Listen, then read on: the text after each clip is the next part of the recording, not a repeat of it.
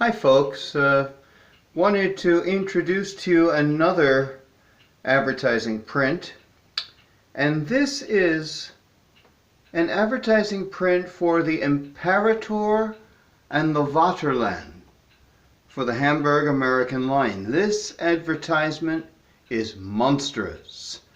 It's 4.5 feet long and 2.5 feet high.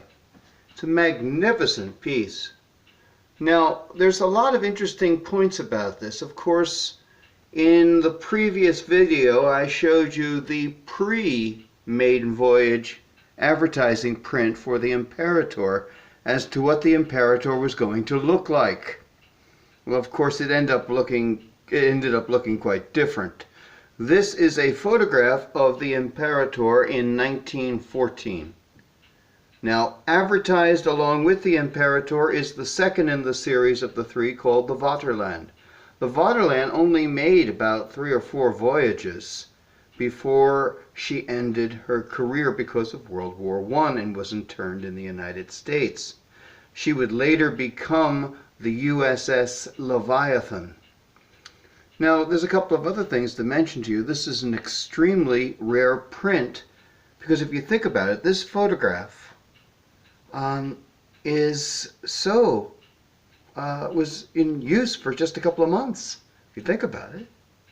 And there's a couple of points here to show you that I can truly show you that it's 1914. First off, let's take a look at the tag here so you can see it. It's the Imperator and the Vaterland. Okay, there we are. And on this portrait, very, very useful identification here, is we have the Woolworth building, very famous building in New York. But next to it, you'll see a spire rising. That is the municipal building of Manhattan that went up in the beginning of 1914. So we can pretty well set this up as the date as being 1914. And of course, if you look here, I want to show you the ship as it comes in. There is no fancy decorative hood ornament like we had before. And let's just go right along the ship here. It's really quite an amazing photograph.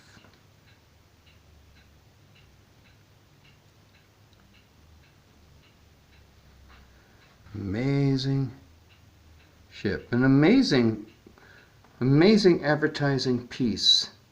And sadly, as mentioned before, the ship would sail until 1914 and then World War I would start. And then everything would end. And the Vaterland and the Imperator would become nothing but history. As I mentioned, the Imperator would become the Berengaria. The Vaterland would become the Leviathan. And of course, the third in the series, which wouldn't come out until after World War I, would be called Bismarck. However, that would be changed to the RMS Majestic. Thank you very much. Just an amazing piece. This was a gift to me many years ago, about 1982, from a dear friend who was a collector of ocean liner memorabilia. And he said, make sure you keep this one. This is a really good one. And I totally and completely agree.